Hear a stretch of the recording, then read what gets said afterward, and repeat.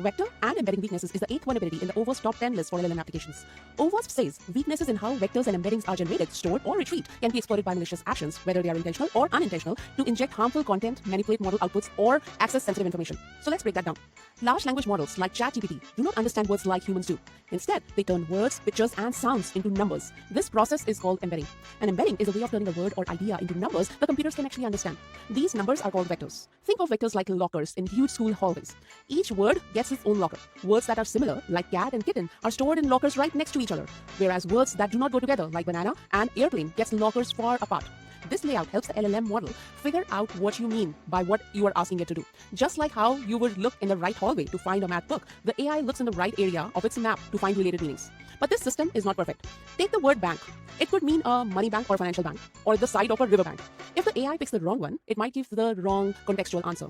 To help fix this, many LLM systems use something called retrieval augmented generation, or RAG. That means the model looks at other documents before answering. It mixes what it finds with its own knowledge to come up with a better response. Think of RAG like asking a smart librarian for help. That's where data curation and monitoring comes in. You want them to only give you reliable books, not random ones off the floor.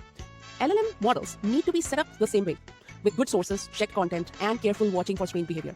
If the LLM models suddenly start saying weird things about health or voting, that could be a sign something's wrong.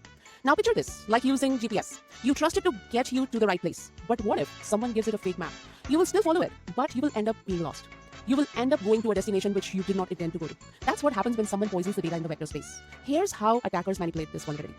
One real attack is called Poisoncraft. Researchers added just a few bad documents to the AI search system. Then when someone asked, is the COVID vaccine safe? The model used those poisoned documents and gave false information. The user didn't do anything wrong, but the system had been quietly tricked to give those wrong answers.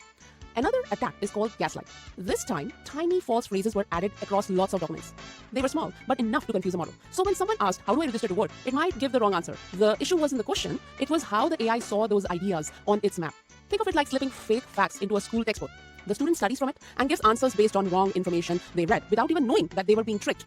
And this vulnerability does not only affect chatbots. Smart speakers, thermostats, and even security cameras use the same kind of technology today. For example, a smart speaker might hear emergency heating, but because of poison data, it might think that it means turn off the heat. Or a camera might miss a real intruder because the word threat was messed up during the training. It's like teaching someone that 2 + 2 is equal to 5. Once they believe that, all their future answers will be completely off. That's the danger with vector poisoning. It spreads through every system that uses it. This risk might initially start small, but if it's not caught, it can mess up large language models' behavior, spread false information, and even cause real-life safety problems. In the next video, we will take a look at how can we protect against these vector and embedding weaknesses in the large language models to help stay safe and reliable. See you then.